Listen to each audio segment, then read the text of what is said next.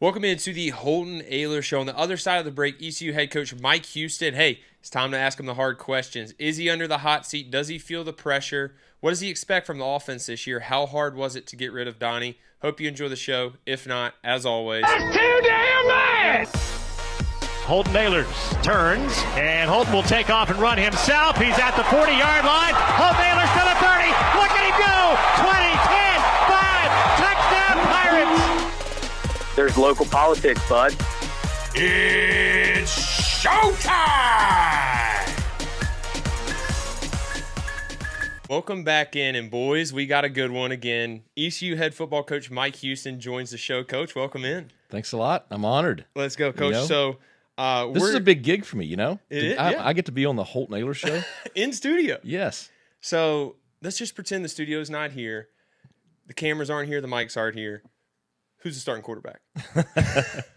The one that throws the least picks and produces the most big plays during preseason camp. Hey, well, sometimes touchdowns might outweigh the interceptions, though. So, Oh, absolutely. It's going to be all about production. No, absolutely. Let's dive into the offense. I want to start with that. We're kind of already talking about the quarterbacks, which we'll dive into a little bit later with, who's performing good during summer and all that. But right. Let's start with John David Baker and the decision to bring him here.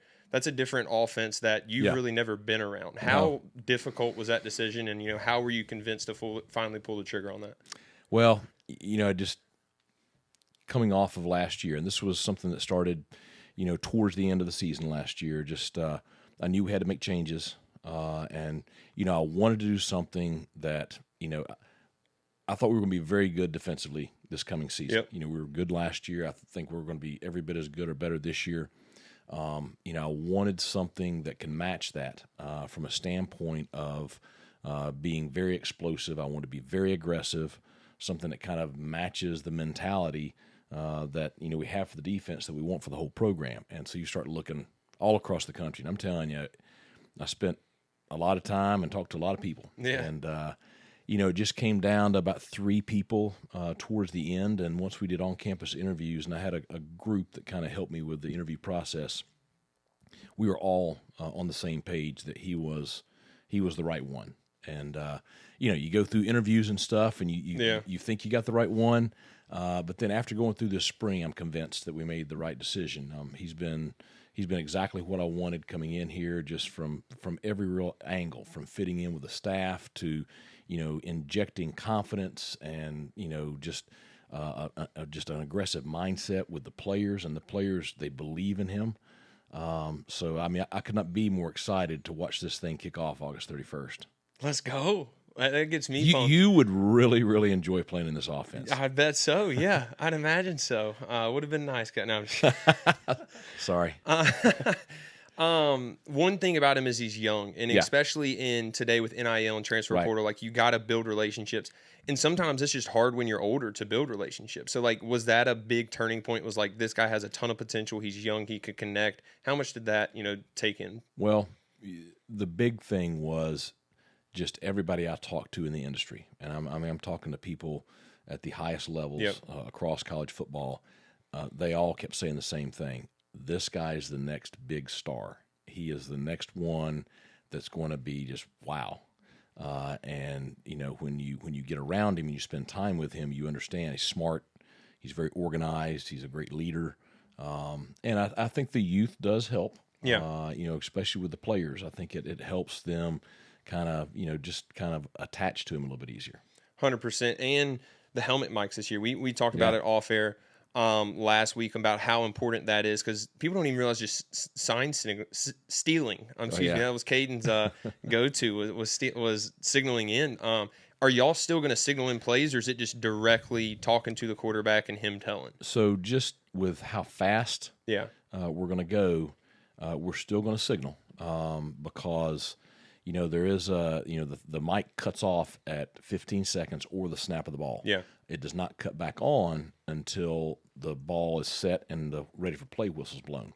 So you're going to have a lag of probably about 3 or 4 to 5 seconds right there, where we don't want that to slow us down. So we're still going to signal, but the advantage is, and you can understand this, John David Baker can talk to the quarterback about hey, watch out, you got corner fire coming, or hey, Yeah.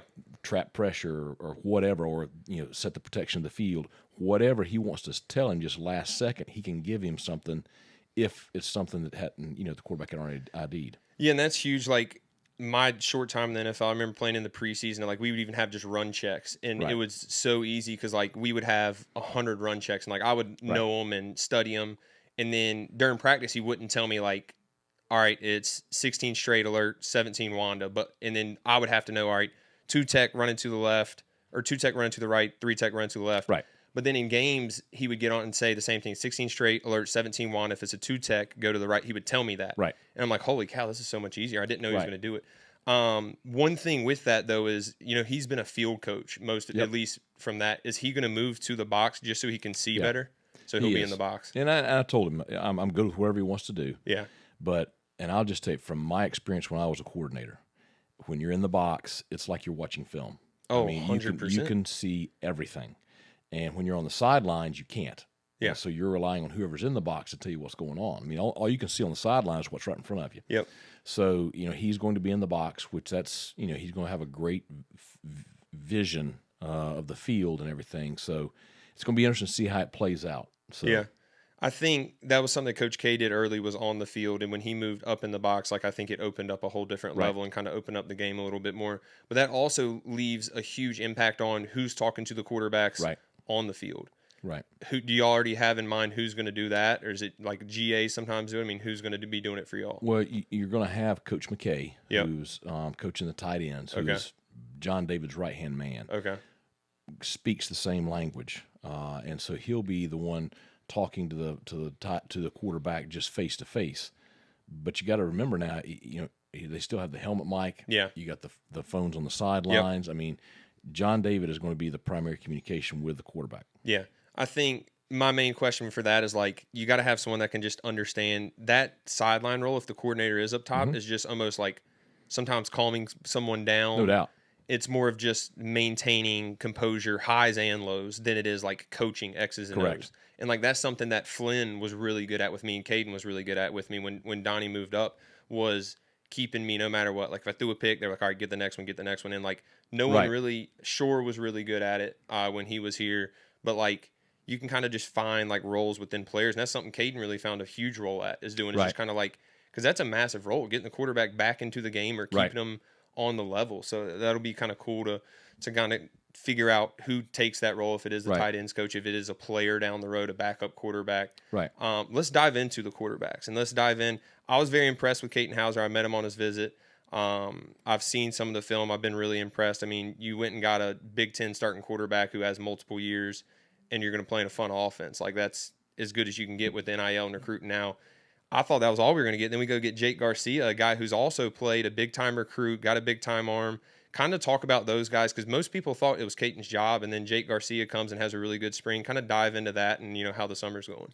Well, I think number one, yes, we were very excited when we got Caton, and I think he is just an exceptional talent, just a strong leader. I think he's done a good job in the locker room, and, he has playing experience. I mean, he's been tested under fire. Yeah. And you know what that's like. Oh, yeah. But, you don't want everything in just one basket. And what I mean, he goes down game one with an injury. I mean, you don't want that to derail your whole season. Yep. So we wanted to make sure that we had another quality guy that was capable of starting. Now, did I think that Jake Garcia was going to come in and play the way he did this spring? I honestly didn't have quite that expectation. But then you look at his film from Miami, when he started at Miami, and that joker, now he'll sit in the pocket under pressure and throw the football. Good. And he's got confidence, and he's got moxie. He's got just something about him that just, he's a little bit of a gunslinger. I love it. But I love the way he plays, and you can't deny, the fans saw the spring game. I got to see 3 scrimmages this spring. I mean, every time out, he went out there and made plays. And so it is, when I say it is neck and neck, it is neck and neck. What are you looking for during summer, during camp, for someone to take the job? Like, do you think it will be a set thing? Like, sometimes it's different. In this offense, like, there is going to be different things than the previous offense of, like, maybe not as many run checks. I mean, I have no clue, but I'm just saying, like, what is it about this offense that you're looking for a quarterback to kind of take the lead this fall? You know exactly what it's going to be. It's going to be decision making. Yep. It's going to be taking care of the football. It's going to be, running the offense. How do you, rally the troops? How do you keep the guys together? The relationship with the receivers. It's going to be all those things.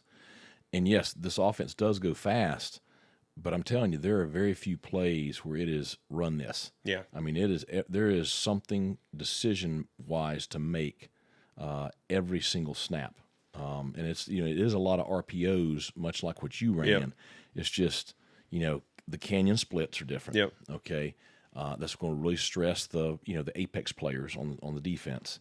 And then, just the speed at which we're executing, it's different. Does it scare you at all that we have an aggressive defense and now we have an aggressive offense of them countering each other? Like, is that a fear of yours? You're like, let's just go do it. Well, I think anytime you go with this offense, you know that there are going to be some times where you're going to have to, all right, guys, we're going to have to play some defense right here because we're struggling, moving the ball. I mean, there are going to be some 3 and outs. That's going to happen. But I just think that the big thing we got to be prepared for is to play more snaps and to play more people. So, conditioning is a premium with everything this summer. Coach Big John has adjusted some of his training this summer to match our style of play. Yep. The other thing is I'm kind of adjusting. I don't think the players believe me just yet. I'm adjusting some of our practice stuff. I don't even believe it. So I don't believe it. We got to be fresh on game day, and we got to be fresh late in the season. And so we're just changing some stuff up to really try to make sure at the max that we're as fresh as we can be kickoff time every single week and try to really make sure late in the year we're still very fresh. You might be mad at me for saying this, but the defense is kind of used to the 3 and outs, though, from last year. I had to. I'm sorry. I do want to ask about that, though. Like, last year was tough. It was, yeah. It was, and it was tough even for me, kind of as like a fan / alumni, and knowing the guys and knowing you, like pulling for y'all. But it was tough for everyone. Yeah. When, like, if you could go back, like, was there a point where you were like, should we have went and got a quarterback and took a quarterback? Or, I mean, how do you feel about that looking back? The plan was to take a quarterback last spring. I'd saved 1 scholarship for a quarterback. I thought that we had one that was coming, and the last second we didn't get him. The opinion was that Mason and Alex were going to be good enough, and certainly the talent was there, and it just didn't go. And I probably needed to be a lot more aggressive and probably try to take somebody back in the winter. I was so focused on retention back in the winter. Yeah. I probably shouldn't have worried as much about retention and just went and got somebody back in the winter. But last year was tough, and when I think back to it, and you can understand this, it's very dark for me. Yeah. I mean, because it was a lot of tough nights and having to go through everybody. Well, just make a coaching change. Do that. Well, that's people's lives, and that's families, and that's people that you're close to, and that's. I mean, I struggled with that. I mean, I didn't sleep for several days when I finally did have to make the changes. Yeah. But you learn a lot from that. I think I've learned a lot from that, and you focus on how to make sure that you don't make the same mistakes again, and ensure that we both know what East Carolina football should be and what we want it to be. 100%. And I got to do everything in my power to make sure that's a reality. I remember when we were losing. I think it was 2019 when we were losing. Like, we were trying to get the program back, and we talked about it. Like, I remember the very first conversation I had in your office, you had a picture up there, and you were like, we're going to get it back to this. And you pointed to the stadium. You're like, we're going to get this filled again. But there is pressure with losing. And if you look at your coaching career, you've been at a place, they were losing, you've built it up, and it's kind of stayed built, and then you either got a new job or you just kept winning. You've never built it and then lost, kind of like last year. Do you feel pressure from John Gilbert in the aspect of this is a must win year for you guys? I'm being honest, I don't feel pressure from anybody outside of my house. I mean, Great answer. The pressure is within. I mean, it's nobody wants to win worse than I do, and nobody wants to see ECU win a conference championship worse than I do. I mean, the first thing I did was put up a picture of the conference championship trophy in the locker room.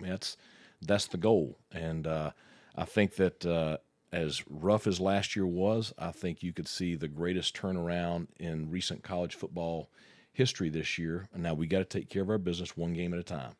But we have a roster that I really believe in, and so I'm dedicated to making sure that East Carolina football plays the way it should.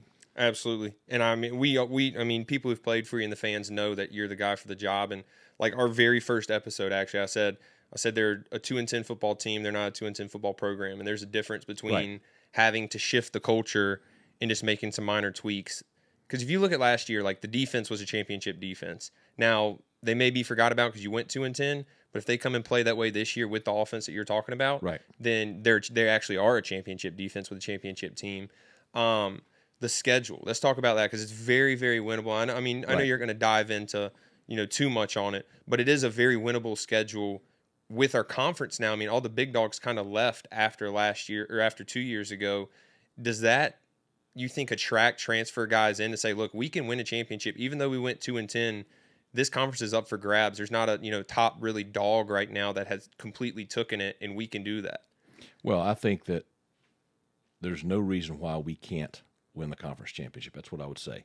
I think that there are some very, very good football teams in our conference. Memphis is loaded. Yeah, they'll probably be the preseason favorite.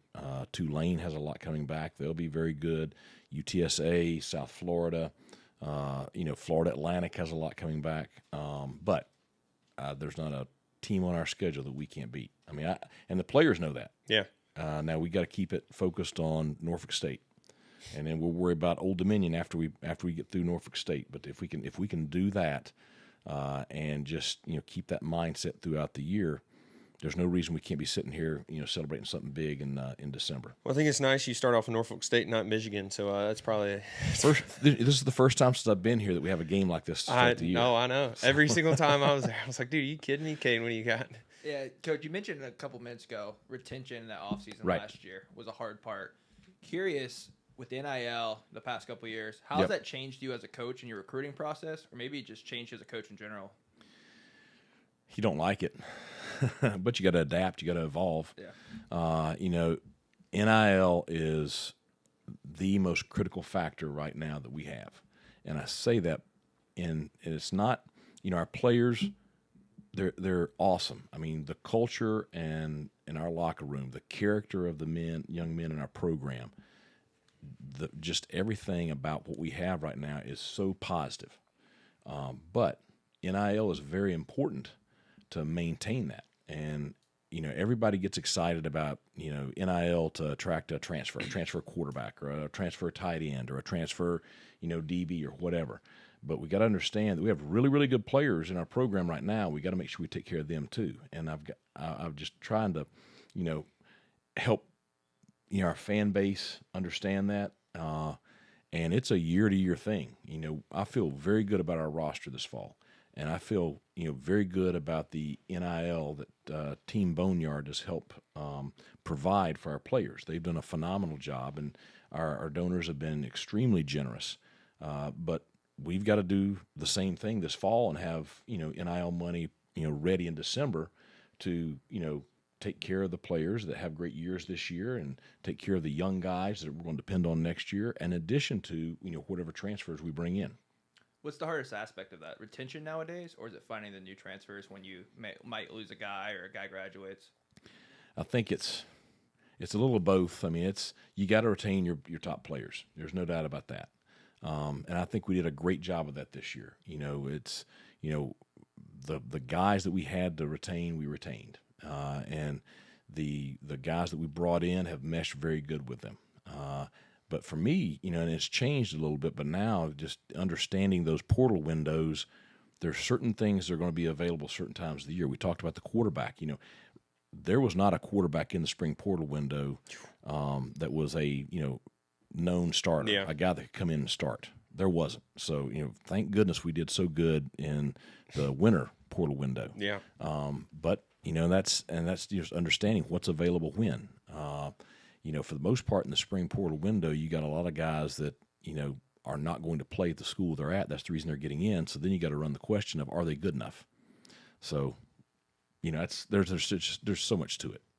Dang. Are you allowed to talk numbers with Team Boneyard? Like we had an off the air conversation about what teams were kind of. Yeah, I mean, I can kind of talk about where we are and everything. Yeah, because we had a conversation. I asked you like total like amount of money where Team Boneyard is compared to the other collectives in our conference. Because we talked about you want to win a conference championship. Nowadays, you got to be one of those top tier really with collectives. Kind of dive into that where we're at like tier wise and kind of in the conference. I don't know if you can talk about other teams or any of that, but just kind of dive into that because that's something I didn't know and fans would probably love to know. Well, we're about middle of the conference. That's where we are with NIL. And, you the only reason I know any numbers is because of my conversations with other head coaches or John Gilbert's conversations with other athletic directors. But we're about middle of the conference. And, the teams I mentioned a while ago that I think are going to be competing for the conference championship with us, those are the ones that have more than us. So there's your answer. So if you want to compete, that's a good way to get up there for a championship. Well, I understand that East Carolina, you gotta really make your resources, stretch them out and really, use them wisely. And I'm not under the illusion that we're ever going to be the top NIL team in the conference. But I just want us to have a chance. I just want us to be competitive in the NIL arena. Because I think if we are competitive in the NIL arena, you get a kid on campus and they see everything East Carolina has to offer, and you're competitive with the NIL stuff. I think we're going to be we'll attract good enough players to be highly competitive. 100%. And I think like it's important, like you said, just to get them on campus because that's like. Right. I mean, Caden, you're in sales, it's like getting the interview. If you get in front of them and show them what it is. But one thing we talk about is like ECU may not have. I mean, we do have big donors and all that, but like ECU, the thing that we do have is the masses, especially in this conference. No doubt. And if you want to talk on that and kind of how your vision of using the masses towards Team Boneyard could help the whole collective and everything. Well, it's no different than game day. I mean, game day at East Carolina is special. That our fans are passionate and they are loyal and they pack Daddy Ficklin Stadium, and it is the best game day atmosphere easily in our conference. Oh yeah, one of the best in the country. And so our people, they show up. If we could get everybody that shows up on game day to give $10 a month to Team Boneyard, and I think anybody can afford that. Yeah, $10 a month. You would be shocked at the impact it would have. You have some donors that have been just extremely generous, and we would not have significant NIL if it were not for them. You have a handful that have given $100,000 or $50,000 or whatever, and that's just unbelievable. Their generosity. That's why if we could grow that 300 number and get 20,000 of our donors on a monthly subscription, 10, 20, whatever they can do a month. Just number one, the impact would be significant. Number two, I also think it would really, help the current donors that are supporting Team Boneyard just feel like everybody else is in it with them, and that's a area that we have to grow because that is a big piece of college football right now, and it's going to be for the foreseeable future. Yeah, and just for a reminder, I think we talked about it earlier, and some viewers might know. Where we fall in, like the bottom four in the conference for NIL you mentioned? We're about middle of the pack. Middle of the pack. Yeah, because the academies don't have NIL, and then there are some institutions below us. So I feel good about where we are right now today. I want to see us continue. Prices don't ever go down on anything. No. Okay. And it's going to be the same way with NIL too. So we can't go backwards, and we got to continue to grow Team Boneyard. So I think one, get more people to donate. One, it's winning, of course. Right, no doubt. But two, how do you grow that number? How do you see? And I know your job. We brought you in here. Everyone brought the school brought you in to coach football. Right. But now with NIL, your job has grown tremendously. Right. How do you see growing that number outside of just winning? How do you see getting those small dollar donations? Because a small $10 donations is what's going to grow this. Well, it's just like this. I'm talking about it on this podcast. I've talked about it at every Pirate Club event I've had. Anytime I'm standing up in front of a camera, I'm going to talk about Team Boneyard and supporting NIL. I'm going to do everything that I can, but we need everybody to get in that mindset of, hey, how can we help? And this is, East Carolina football, East Carolina University. It is a grassroots institution, a grassroots football program. It's an all hands on deck. It is, the power of the masses you said a while ago. Yep. And that, when it comes to NIL, everybody feels the same. Nobody likes dealing with it. But it is something we have to support if we want to see football and basketball primarily, those two sports, be highly successful. Coach, this is, obviously the biggest year probably in your coaching career. How do you take time beforehand, or even can you now with NIL, to take time beforehand to prepare for it? Because like you mentioned earlier, like your family and in your household, just there's not any external pressure because, you just worried about your family and keeping care of your family. Now, obviously you're worried about, winning and Sure. stuff like that. How do you decompress before? We both know football season is tough, and losing last year, I remember talking to you during the season, you're like, I've never experienced anything like this. And unfortunately, me and Caden went 3-9 a couple of times. So we kind of know. You went one time with us, but you're rebuilding, so it was understandable then. But like, how do you decompress before the pressure of the season starts? Well, the month of July is the time to do it. That's recruiting went dead. We had a phenomenal June, by the way. We have 21 commits right now for next year's class, and we were talking on air or off air a while ago about some of the freshmen that we have that are really, really good.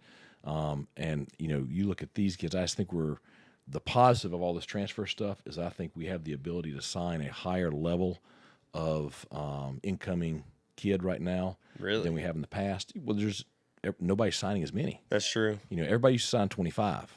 Now nobody's signing. They're 25. going to get transfers instead. Right. We signed 18 last year, and there's a couple of them that are going to play this fall. And let's go. You just don't see that in college football very often. Yeah. But anyway, recruiting's dead. So now it's, you can take time, and like we're going down to the beach next week, get a little time down there. Yes, sir. I would take a little more time, but the 15-year-old, he's full throttle Conley football, Conley basketball, AAU basketball. The young one, he's got an all-star baseball tournament this weekend. They're both huge now. I saw one of them the other day. I was like, holy crap. One's past me, and the other one's getting ready to. Good grief. But yeah, just in July, just take time for your family. Take time to do stuff that doesn't have anything to do with ECU football a little bit. Yeah. And just prepare for fall camp, because you're going to blink, and it's going to be July 22nd, and July 22nd it starts. You got AAC Media Days, you got the Pigskin preview in Raleigh, and then you got fall camp starting August 30th, or July 30th. Yes, sir. When you got into coaching, like the pressure of it, people don't think about that. It's like when I started playing quarterback, I didn't think the pressure of losing games and going home and being like, crap, like just let everyone down. I remember sitting in your office in 2019 and literally crying and just be like, I feel like I let everyone down. And you were like, you had many times where you could have benched me and did not, so I appreciate that.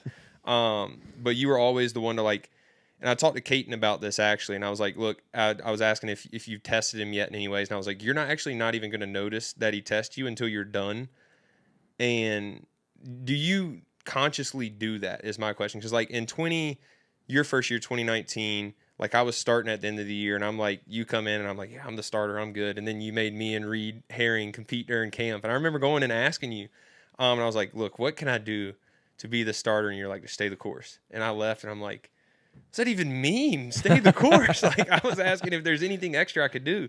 Talk about, I guess, two questions first, but talk about that side of like testing, especially these new quarterbacks who haven't been in the fire at ECU yet, right. Haven't fully won the trust of everyone yet, the fan base, the coaches, the players. They're probably starting to, but like, is there any little things that you're going to test them throughout? And I know Big John's the same way. Right. You guys are the exact same with that.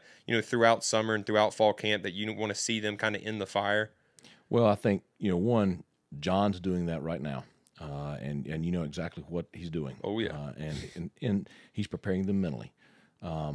We have to make preseason camp for everybody, but especially for those two, just highly competitive situations, as many as we can put them, as much pressure as we can put them under during camp to prepare them for Saturdays, Thursdays, because there's nothing you can do to replicate game day pressure.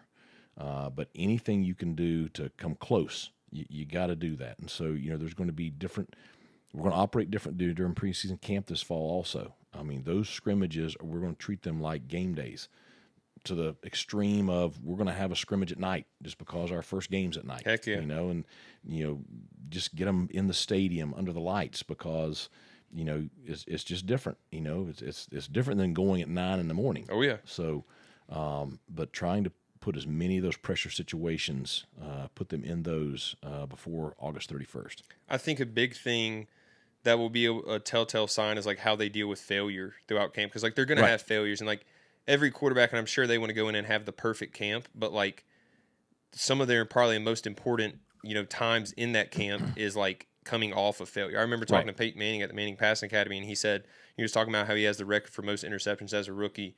And he was like, the one thing that taught me was like how to deal with failure. Right. Not even just like immediately, which is obviously the big focus point, but then like going home after and like learning how to learn from the game, but also not get down from the game. And there's like a difference in that. And that's something that you guys don't know how they, react to failure. No, but the thing you do have is both of them are really, really good. Yep. And they both know that the other one is really, really good. And they're both going to put some internal pressure on themselves. Good. To try to win the job because they know that they've got to have a great day every day or the other guy is going to win the job kind of deal. Yeah. So, yeah, you're right. When they don't have a good day, how are they going to come back the next day? It's something that, early in your career you struggled with. Yep. Your senior year, and I'm telling you, it was the most, and I hate that we only won 8 games. Yeah. But it was the most impressive thing I've ever seen. Your preparation weekly and just it was unbelievable. It's the reason I've asked you to spend time with Caton and Jake is because the transformation from when you were young to when you were a senior was incredible. And, you had such a knack for handling the tough stuff, NC State, handling the heartbreak, I know. That's still heartbreak. That one still haunts me. Handling the Navy loss at home in overtime. Yep.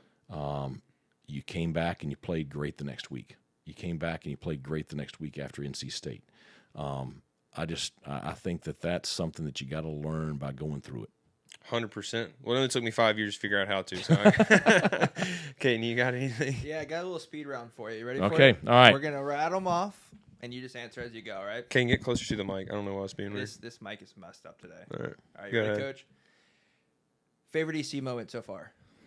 Birmingham Bowl on the stage. Come on, That's now. got to be it. Favorite restaurant in Greenville to eat at? Nino's. Nina's. Massimo is the guy now. I'm just telling you. Favorite, not favorite. This is worded poorly. Most memorable walk-on you've coached in your career? Caton, I had this quarterback one time. The one with the best story is Elijah Morris. I mean, literally, that kid. You remember during the pandemic? I did not know his name. We recruited him during the pandemic, so it wasn't like he'd been on campus and done all that. He gets there, and I'm like, "Who's this number 60?" He keeps showing up. What's his name? I mean, literally, that's what it was in the beginning, and then he ends up starting most of the season.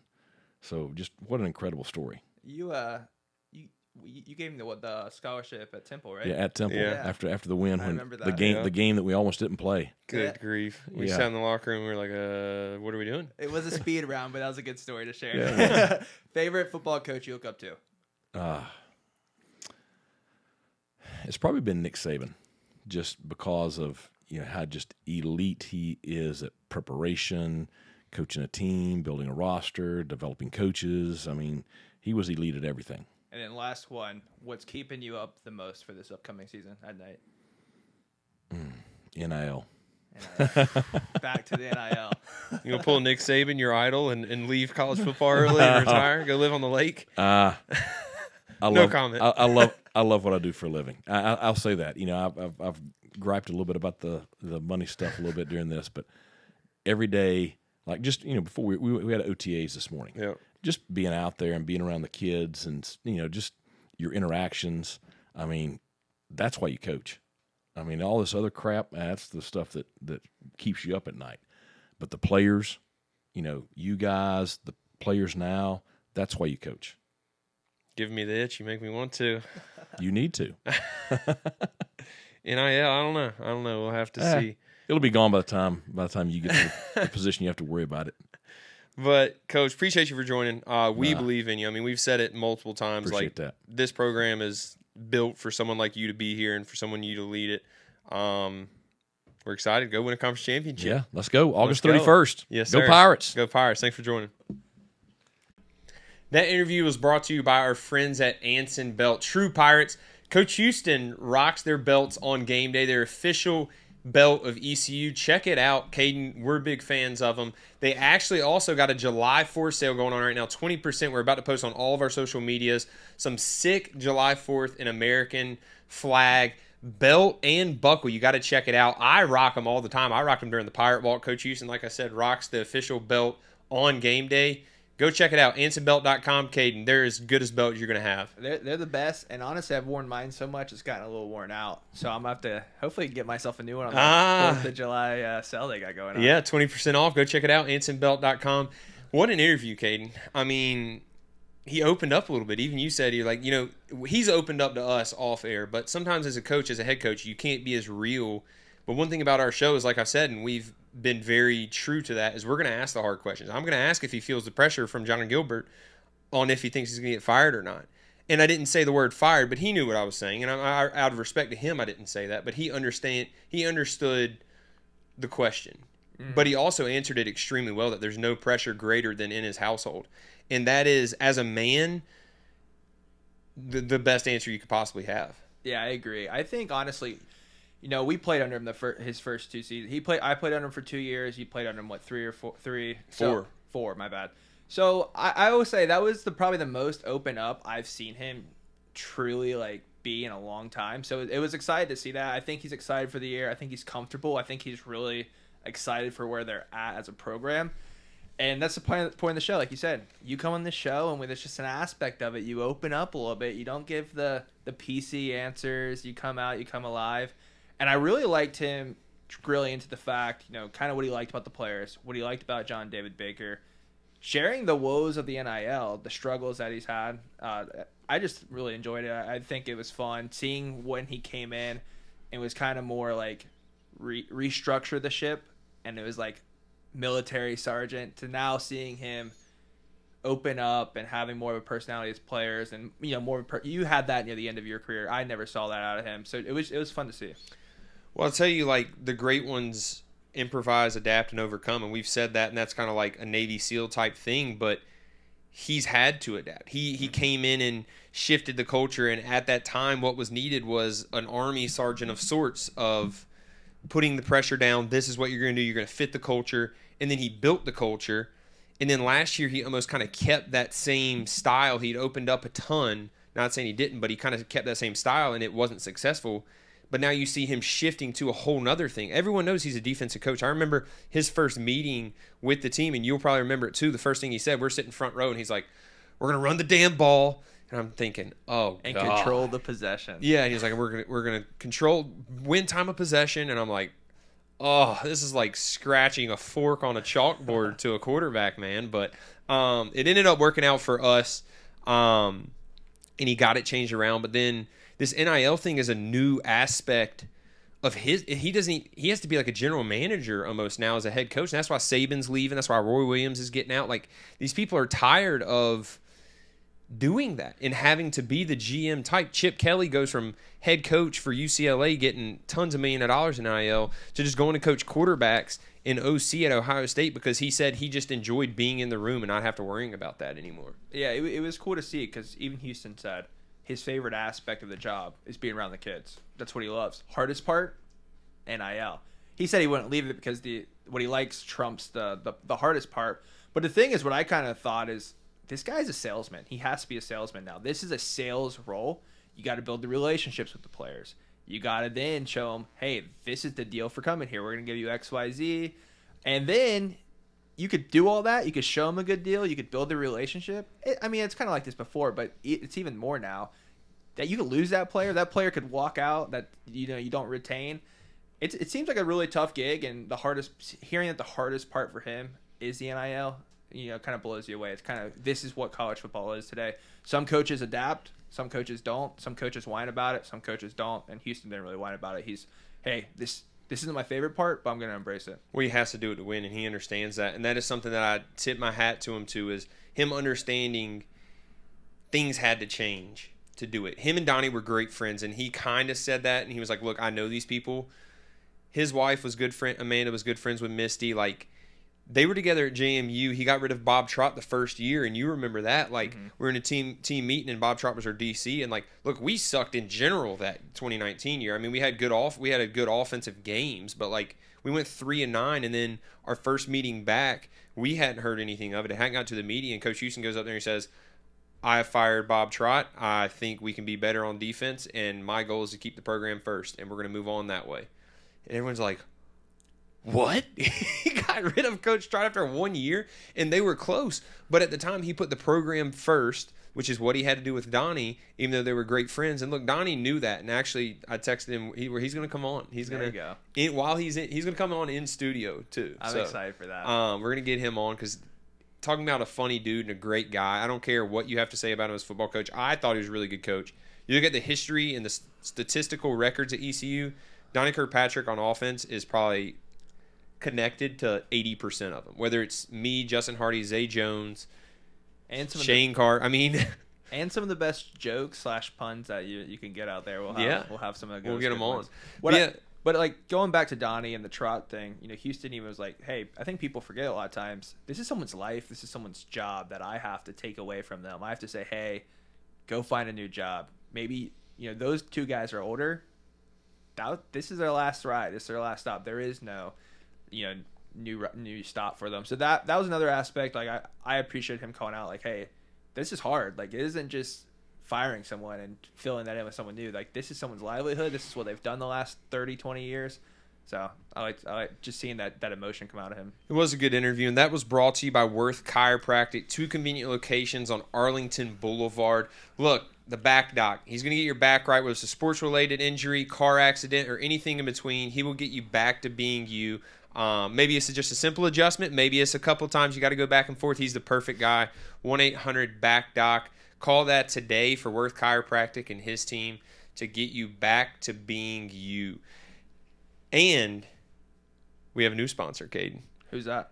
That is Clean Eats. We called out Scott 2 weeks ago. He said he ate between 8 wins or 9 wins with a couple shutouts, and I said, look, Scott, we need to get Clean Eats on the show. He calls me, and they're on the show, so let's give it to them. You go.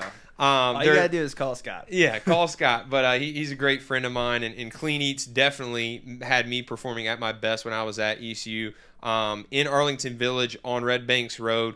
Look, they're open for dinner and lunch. They have all sorts of stuff. They have a fridge stocked with meal prep, or you can actually meal prep with them, which is what I did when I was in college. When I needed to perform at my best, in the times, if I look back in the history of me playing my best, it was when I was on Clean Eats meals. And people don't believe that, but look at Tom Brady. I mean, he stayed true to that. And look, I'm a foodie. I got to enjoy the food I eat, and I actually did with this Clean. A lot of places like this, meal prepping and stuff like that aren't good. Clean Eats is delicious, nutritious, and it kept me on the field being the best version of me. Caden, you have a couple things you wanted to talk about. Yeah, like you said, I'm a foodie too. I hate cooking a lot of times, and I love eating out. And one thing that's great is groceries are expensive nowadays. Eating out is expensive. Clean Eats meals average less than $8 a meal. Also, they have these amazing smoothies. If you're maybe on the go and you don't have time to cook and you don't have time to run in, Scott whips them up. Scott and his team whip them up fast. They can replace a meal. They can replace a snack. They're amazing. The food's great. Tastes awesome. Meals are pretty affordable. So. Shout out to Clean Eats. Shout out to Scott. Thank you for supporting the show. His son, actually, statistical genius, I'm hearing. So you might get him some TV time or some screen time here soon. We'll have to check him out. But yeah, shout out to Clean Eats and Scott. Caden, now let's shift. Last week we hinted at a new producer now. We talked about this guy, and we said he's on the way. Hopefully he's doing a good job. We haven't seen the final product yet of the screen, mirroring and all that. Hopefully he's got the sponsors' logos up there. But I wanted to introduce, Caden, one thing about the greats. They're all known by one name. Not two names, one name. LeBron, Beyonce. Brady. That's 2 names. Who else? Jordan. People know they're talking about. Portnoy. Portnoy. Exactly. Saban. McAfee. That's all we got. Houston, Coach Houston, maybe. But our producer's name, for everyone asking, is Earl.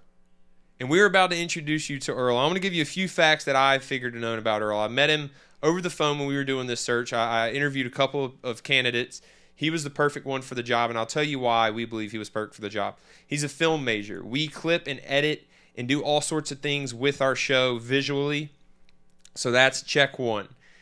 He has his own YouTube, check two. He's almost to 4,000 subscribers, just straight bets, uploads every single day of his top bets. But we're going to get his betting analysis here in a second when we introduce him.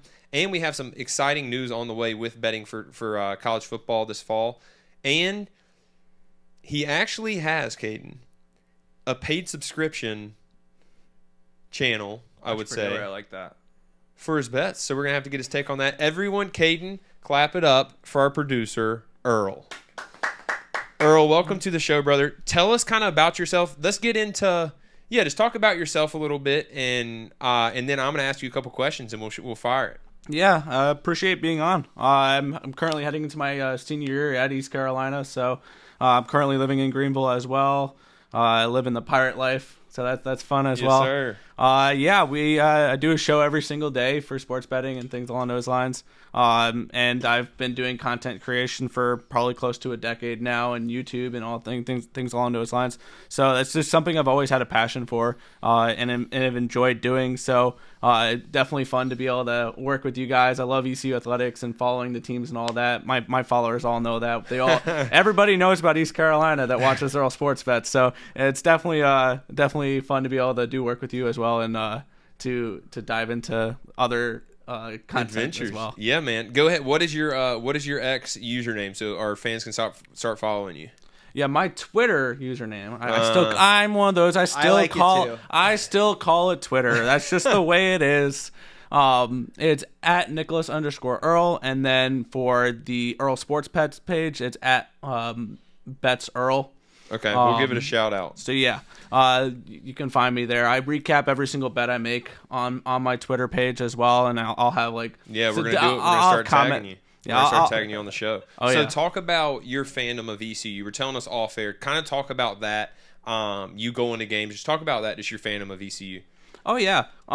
I didn't grow up with East Carolina though. Like I grew up on Long Island, New York. So I mean, I grew up with Syracuse, and then my aunt went to North Carolina. I grew up with the Tar Heels. I grew up with the Orange, but all that went out the window with my acceptance to East Carolina. Yes, sir. It immediately made the flip. It was purple and gold, everything I do when it comes to that. Yeah, I like to travel, and I like to catch away games. Like this year, I went to Bowie's Creek for the Campbell baseball game, and I went to Chapel Hill for the and Raleigh for those games. Back a few years ago, I was lucky enough to see your final game in Birmingham. That was one hell of a game. We traveled. I think it was a 10-hour drive or something like that. And it was one of the best sports experiences that I've had.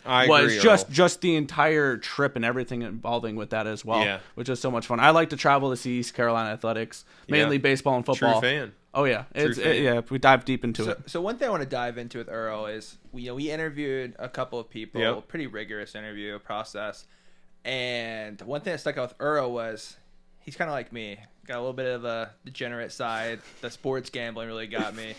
The other people didn't really have that at a high level like Earl did. Earl took it to a next level. How did you start getting into like, hey, I want to bet on sports a little bit, or how did that kind of excite you?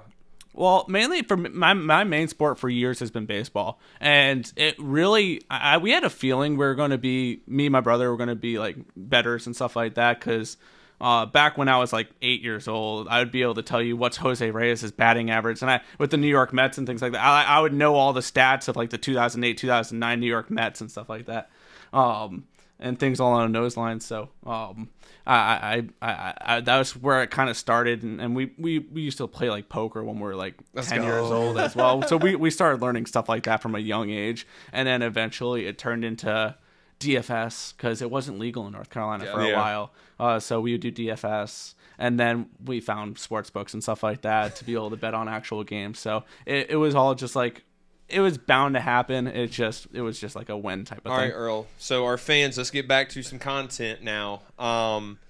pull out your notes. Show your camera your notes. I want them to see you're old-fashioned.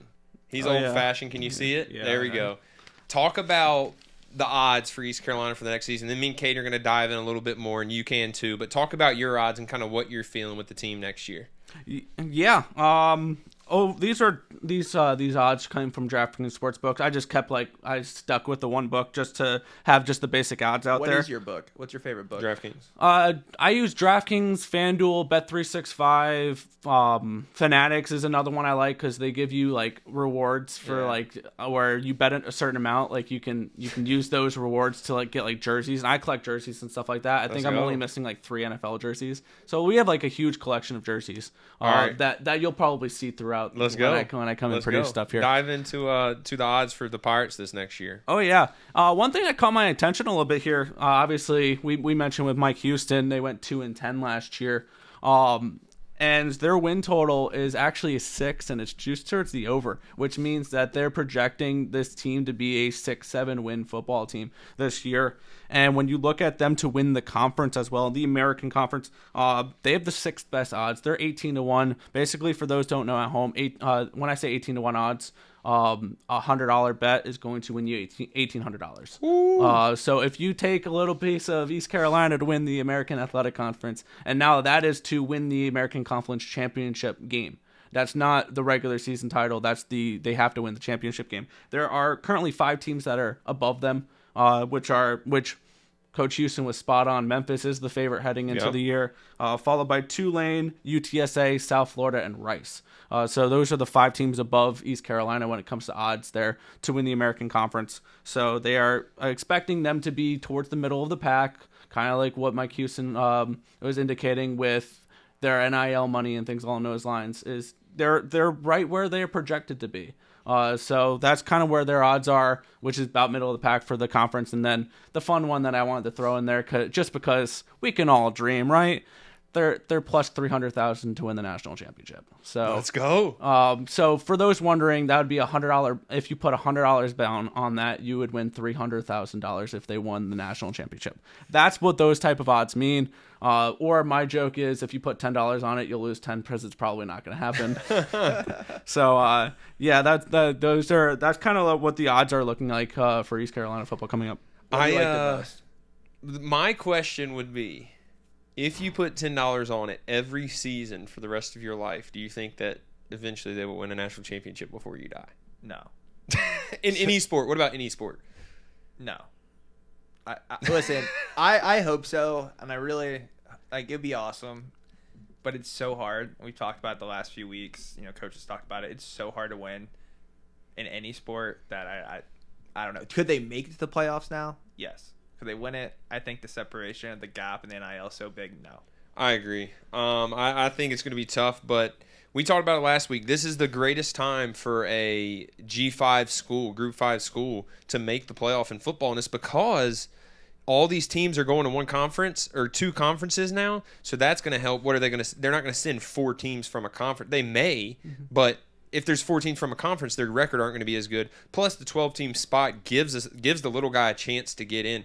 It took Cincinnati 2 seasons of going undefeated in the 3rd to finally make it. UCF claims a national championship, which is not true at all, but they went undefeated, didn't make it. So, it's just one of those where this year, and as long as it's a 12-team playoff, this gives the little guy a chance. And I'm not saying ECU is a little school or anything like that, but comparative to the Blue Bloods, ECU is the little guy in that aspect of it. Now, look, we can go out there and beat whoever I'm a firm believer that anyone who steps on the field with ECU will lose at any time because I grew up that way. I played here that way. I believe that. I'm just saying, until this point, there was a very, very, very slim chance of ECU legitimately making the college football playoff. Well, that was 4 teams. Now it's 12, so it's the even gap. It's even the gap. What I liked about Earl, though, first off, Earl's stats are amazing. I might have to call him Earl AI or something like that. But what I love, though, if I was going to bet one right now, I think it'd be that conference championship. I've been high the last couple episodes talking about how high I am on this team, seeing Coach Houston fired up for the season. Listen, I've been a critic of Coach Houston.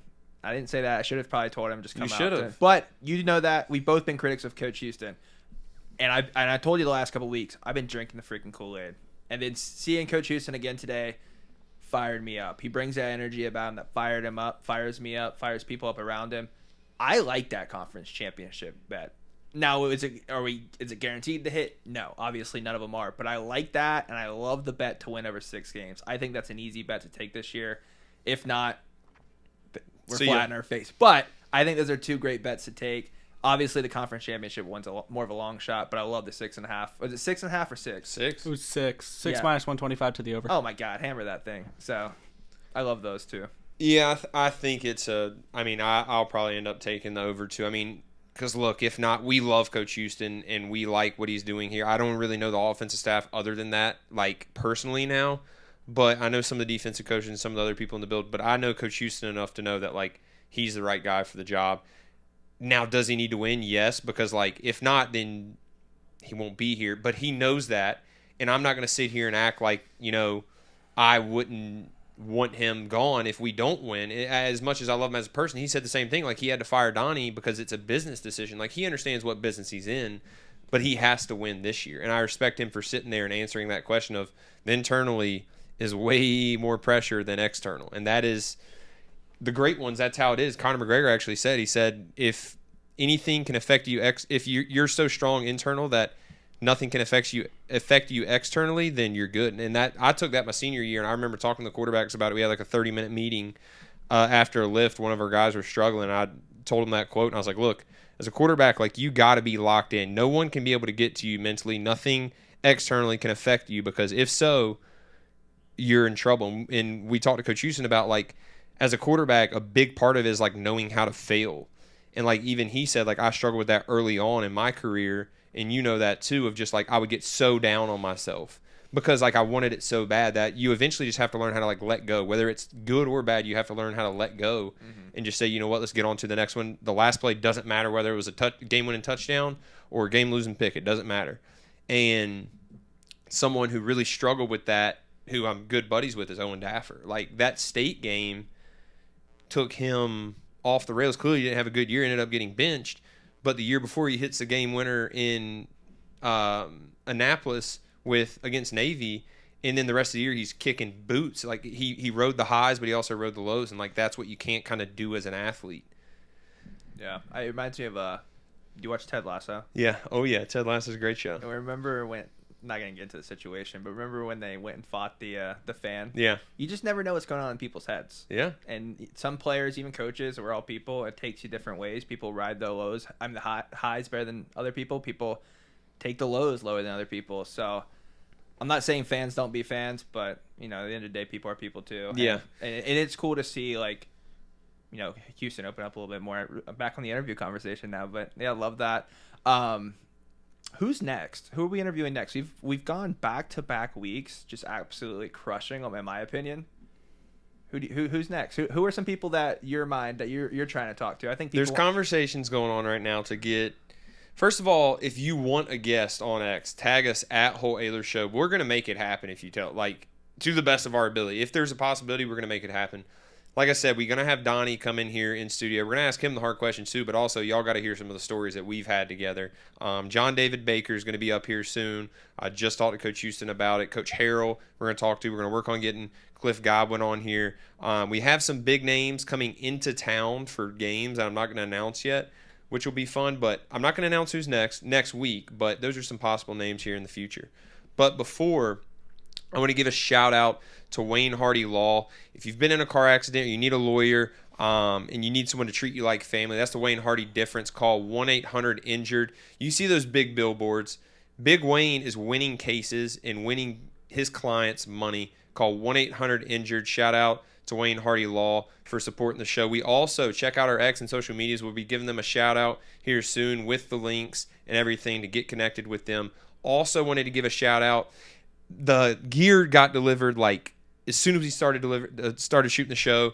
But Madam Mesquite Goose Club, we're gonna have some sick stuff to give away. Make sure you're following us on X because they got some sick gear. Look, it's Southern, it's classy. If you're into hunting, they got that. My wallet is one of theirs. My keychain is one of theirs. They got some sick stuff. Madam Mesquite Goose Club, look them up on social media. We're gonna tag their website as well when we give away some of their stuff. We'll be posting because they got some sweet stuff. I'll be wearing it next week as well. So shout out to those guys. Let's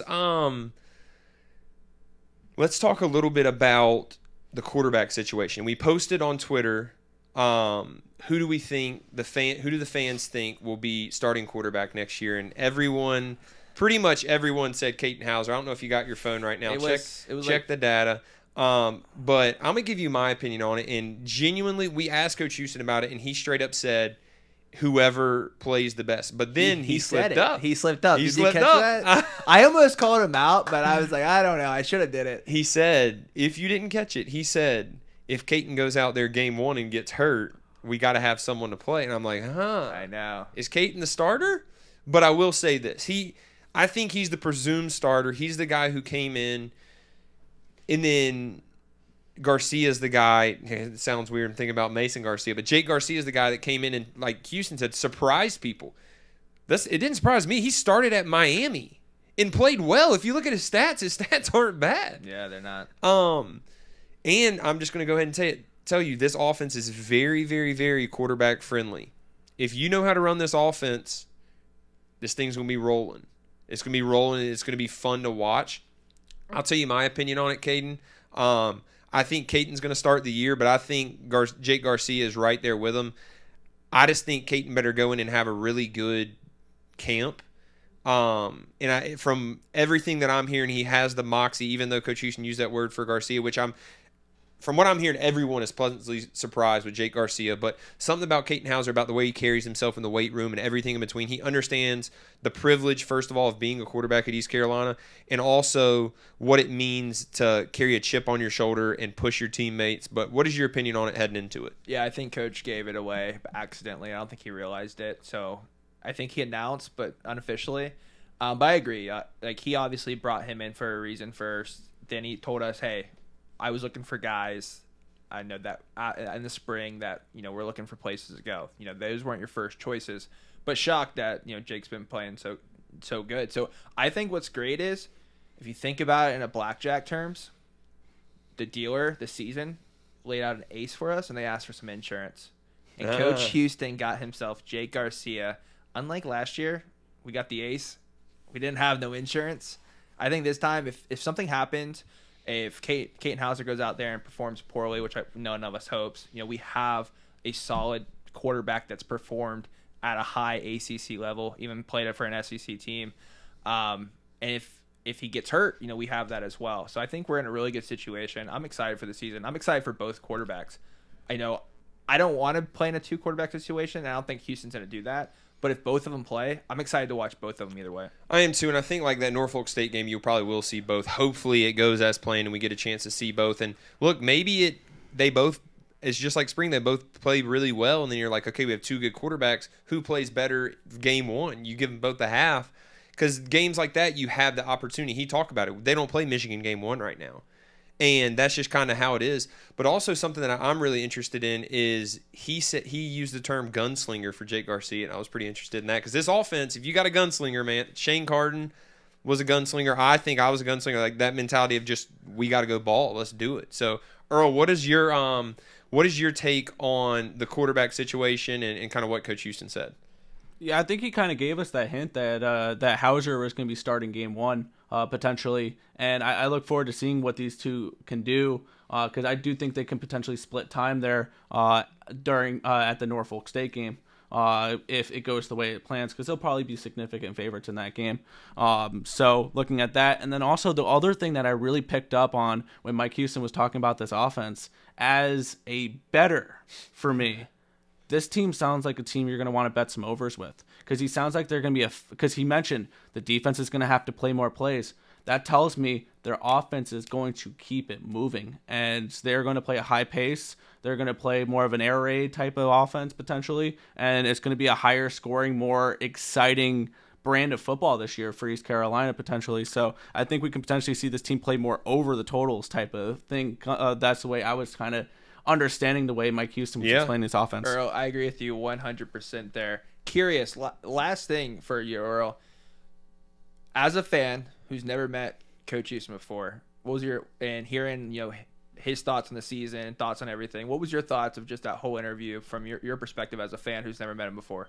Yeah, I mean, it was really cool to meet him in studio. This is an awesome first show to do with Mike Houston, and it kind of gave me a little bit of what to expect from the team this year, and I kind of like having that little bit of feels like insider information now on what to expect maybe from the quarterback situation to what the offense is going to look like to what the defense is going to look like, and maybe some of these, because he was talking about some freshmen that can potentially make some impacts this year as well, which is going to be exciting to see some young guys come out of high school. And with the NIL and things along those lines, you might see some colleges from not like the SEC schools or the big schools, but like some of the smaller conference schools focus more on freshmen coming out of high school and recruit that way, and you might be able to get higher level freshmen, which sounds like what he recruited this year with a couple of the guys he was talking about before we started recording earlier. So kind of interesting to meet him. Obviously, that was really cool to meet him on my first show here.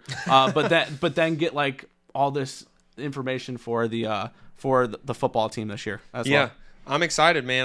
Earl, I hope you enjoyed your first episode. I appreciate Coach Houston for coming. Shout out to our sponsors one more time: Anson Belt, Clean Eats, Worth Chiropractic, Wayne Hardy Law, and Madam Mesquite. We appreciate you guys. Make sure you continue to tune in. Follow us on X. We're going to be posting more content on there, and we'll see you next episode.